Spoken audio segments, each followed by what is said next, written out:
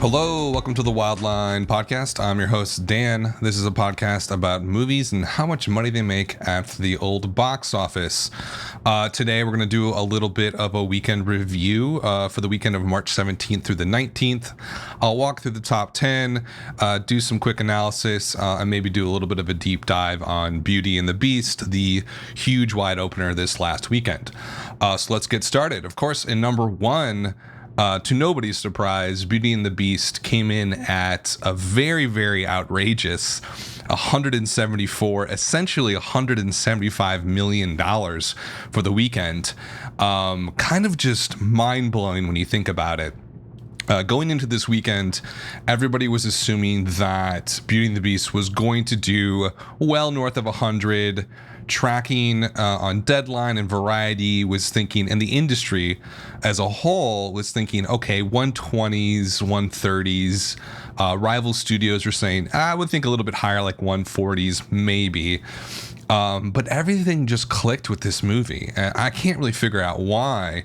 But $174 million, that's more than Batman versus Superman last year. It's the biggest March opening ever. There's a few other records that it actually set this last weekend. It's the biggest March opening ever. As I said, it's the biggest opening in the spring. It's the seventh biggest opening ever. It's also the seventh highest average per theater average. Best rated PG opening ever. That's actually G or PG. And a lot more other sort of records where it's in the top 10, but I'm not going to walk through all of them. The big stuff is that it's the biggest opening in March ever, and it's the seventh biggest opening in the history of the box office. So kind of an exciting weekend, to say the least, and one that I just didn't see coming, to be honest with you. I thought that the hype was a little bit over the top from what people were saying. And a lot of the hype was coming from Fandango, a little bit from Deadline, but I think a majority of the hype was coming from box office nerds, to be honest with you. And I'm talking like on Reddit and a couple of forums. People were really talking up this film, thinking that, oh, like 200 is 200 a possibility? Could this beat Jurassic World? And when that stuff starts flying around, because I've been doing this for a long time and been following the box office for a long time, you take it all with a grain of salt. And when the hype machine gets to the point where it feels just like people are throwing out random numbers just because they're excited, it becomes groupthink, right? It's just like people basically repeat what other people are saying, and they try and outdo each other and hype each other up, and it quickly becomes almost delusional and disconnected from reality. I thought that's what was happening here, because I've seen it happen before. I saw it last year with Captain America Civil War. People were saying easily north of 200, definitely higher than whatever Jurassic World or whatever the record was at the time. Didn't do that, and so it's one of those situations where I was totally wrong. This reminds me a little bit of the Deadpool situation, where I was like, this is going to do $50 million at the box office opening weekend, and ends up doing 130. The hype obviously played a huge part in this, but there has to be a lot more going on there. Critically, the film is doing all right. I mean, it's 70% in Rotten Tomatoes, which isn't fantastic. It's considered fresh.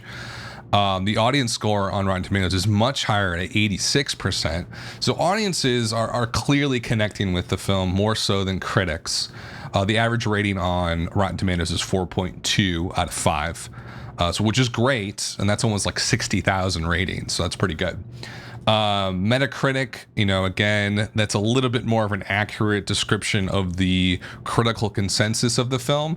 Only at 65. So again, similar to the Rotten Tomatoes, it's like, it's a decent film. It's not terrible, but it's certainly not a masterpiece at all, is what the critics were saying. And on Cinema Score, you have a straight A. So I'm seeing a pretty big disconnect between what the critics felt about the film and what the general population has felt about it. And I wish I had better numbers. Maybe we can find them on Deadline of the breakdown of the audience of Beauty and the Beast. My assumption is that a majority is going to be female, but I really want to figure out the age range here. Because when you hit the 7th biggest opening ever, there has to have been a huge crossover into 4 quadrants. And when you say the 4-quadrant film, you're basically, the movie industry for forever now has broken up the audience sort of at a very high holistic level into 4 different groups. Males and females over and under 25. Each one of those is a quad. What blockbuster films are going for, and the big tent poles where they're spending, 150, 200, 250 million dollars just on the production budget, they want a 4-quad film. They want men and women over and under 25 to go out and see this thing and really want to see it. My theory was that Beauty and the Beast was only really going to attract a big portion of the over and under 25-year-old females. I was wrong, because I just don't see how Beauty and the Beast gets 174 without attracting a large male audience. And as I talk, I'm going to look up and see if I can find more information about it. But something happened here and it clicked with people. Now you could say, is it 90s nostalgia? Like, I guess that plays a part in it. I think a lot of it actually had to do with Emma Watson. And I don't know why, because I'm not that familiar with her celebrity status. Obviously she's from the Harry Potter films and people have sort of grown up with her. I just don't know if she is the reason why this film, went from a 130s to a 140s to a 170s.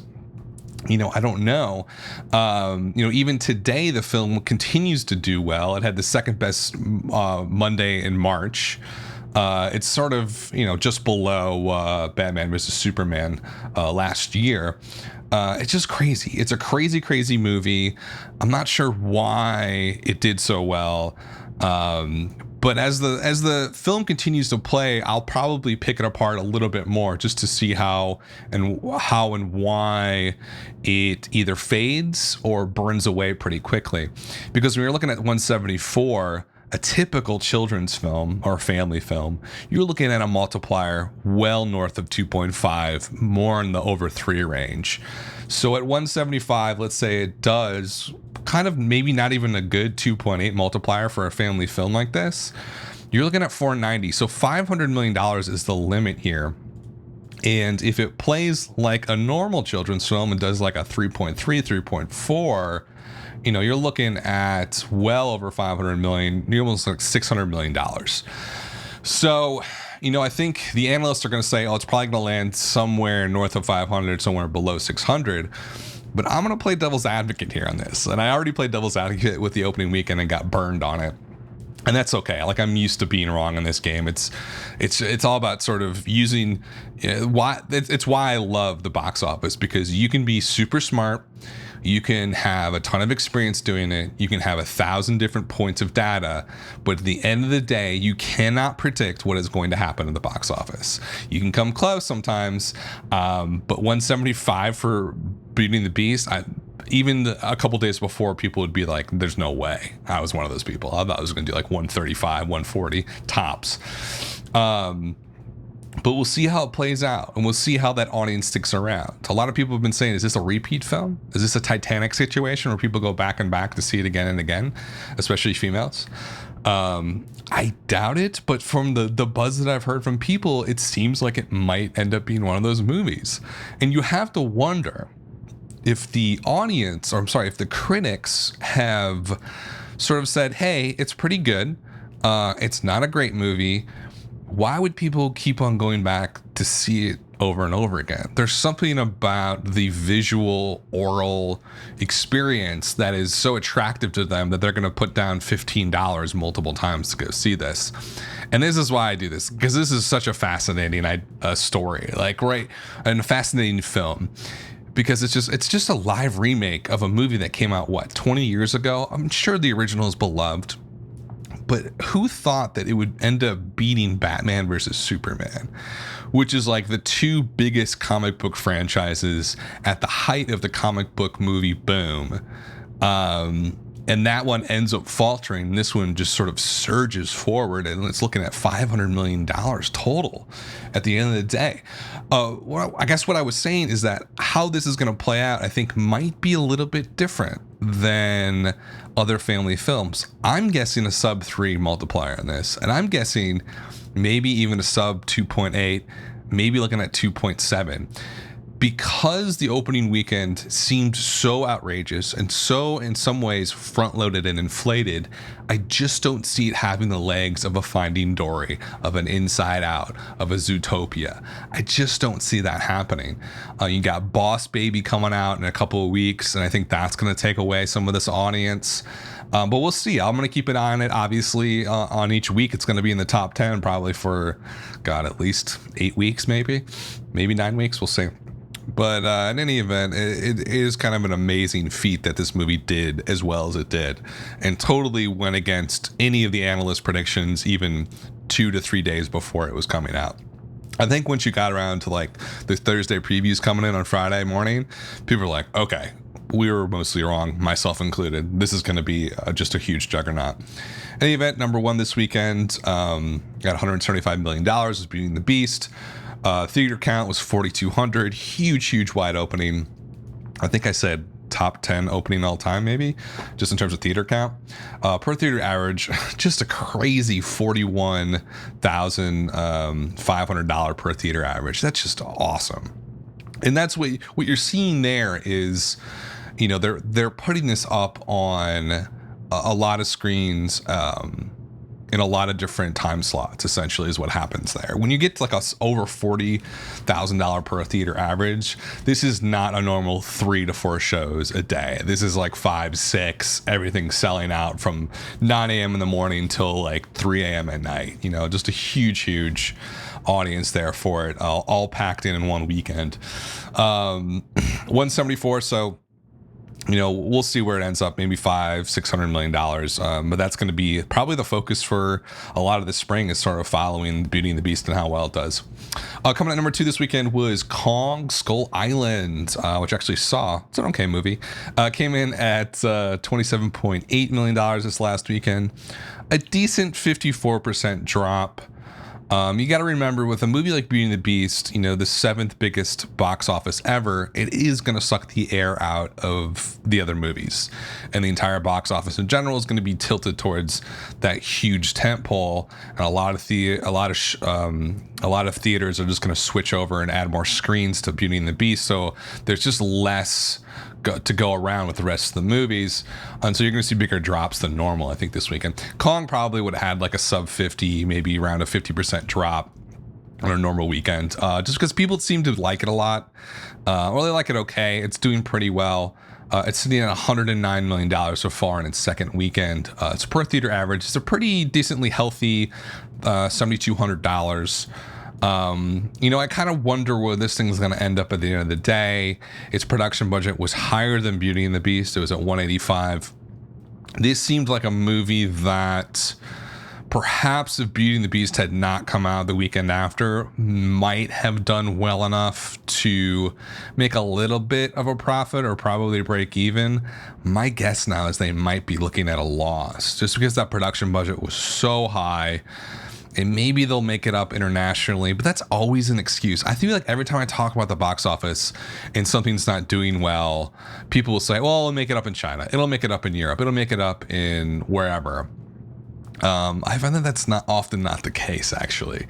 How a movie does in the United States still plays a huge part in a film's profit and its ROI at the end of the day. And I feel like Kong is just not going to be anywhere near what Warner Brothers wanted it to be. Keep in mind, you got Godzilla 2, I believe, coming out next year, and then eventually Kong vs. Godzilla. So it's the whole Warner Brothers monster universe. I'm so sick of these universes. I don't think Kong has done bad enough where that won't go forward. I think they will trim down the production budgets on both of those films, especially the Kong versus Godzilla. Because Godzilla, the remake that came out a couple years ago, I thought was incredibly well done for an action movie. And that was the guy who ended up directing Rogue One. And I thought Rogue One was a near masterpiece film, to be honest with you. But apparently people don't like it as much. I've been talking to a couple Star Wars people, and apparently they just didn't like it. Or there's like, maybe in like the nerd fanboy world, Star Wars fanboy world, like Rogue One is not seen as that good of a film. I thought it was the best Star Wars film I might have ever seen. I know that's heresy, but like, I don't fucking care. It was the best story. Oh, so good. In any event, I think Kong Skull Island is going to end up being a kind of a push, probably a little bit of a loss for Warner Brothers at the end of the day. And it just got hit by the Beauty and the Beast juggernaut this last weekend. Coming at number 3 was Logan, 17.8 million, a decent 53% drop. Starting to lose a lot of screens, obviously, because of Beauty and the Beast. Per theater average is a decent $4,800. It sits at 184 million right now.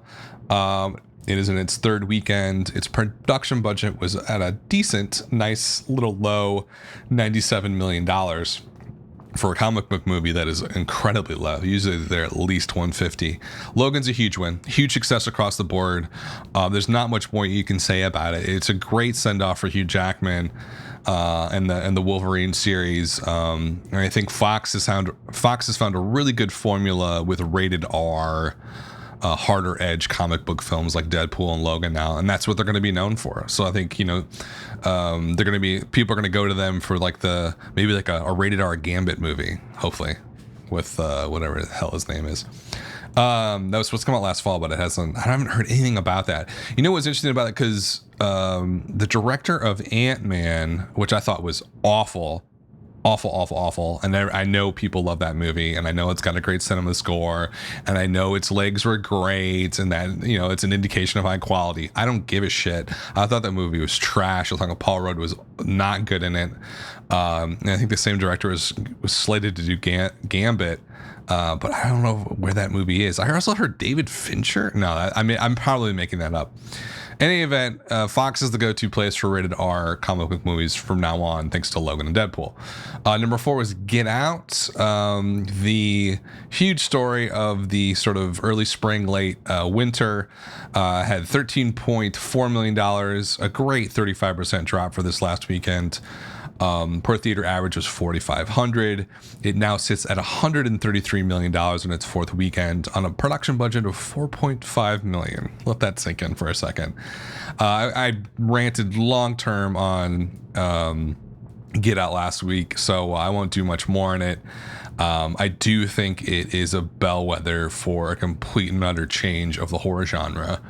And we're going to start seeing a lot better horror films with bigger budgets, but I think the artistic quality of mainstream horror is going to go through the roof here over the next 3 or 4 years, until they, of course, ruin it by doing shitty movies, and then it's all going to fall apart again, and then we'll go back to slashers, because that's always what happens when like horror doesn't know what to do anymore. It's just like, oh, let's do a slasher movie, let's do like found footage or something. But for right now, we're going to be in a really exciting period for mainstream horror movies. Number 5 was The Shack this weekend, $6 million, 40% drop. Still on about 2,800 screens. Per theater average is all right now. It's at 2,000. It's kind of feels like I don't know. I thought this would do maybe a little bit better than it is, but $42 million for this movie so far in its third weekend is not bad. I don't know. It just feels so shitty compared to the films that are coming out. Number 6 was Lego Batman movie, $4.6 million. Still hanging around, 40% drop. Starting to lose a lot of screens. Lost about 600 screens this weekend, or theaters, I should say. Per theater average is getting pretty low, pretty sickly at $1,600, almost $1,700 per theater. Total take so far, $167 million. Not what Warner Brothers wanted. I'm not going to say it's a flop because it's not a flop, but I think it is a little bit of a disappointment. And I think Warner Brothers is going to be nervous about the Ninja Lego movie coming out in September. I don't think they're going to be looking forward to it too much, especially because September is such a quiet month. It could flop. So we'll see. Number 7 this weekend was a new wide release, The Belko Experiments. This is the crazy horror movie about a group of people trapped in an office building and they're forced to kill each other or something like that. It looks totally